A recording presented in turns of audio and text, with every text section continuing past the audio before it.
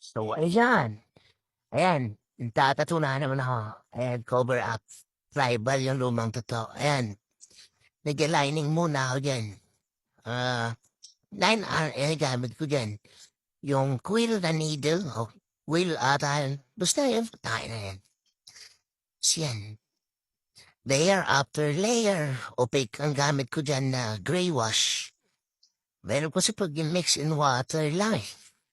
Meron pagkamali. Tapos sakto pa yung tribal dun sa pinakamukha ng dragon.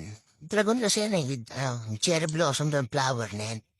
At ayan, most hated part, ang highlight, syempre, yan, layo mo sinisigat-singitan ko lang yan.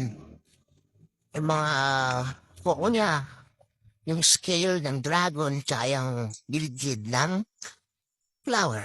At yan ang kinalabasan. O diba, hindi na rin siya nata. Oh, ha?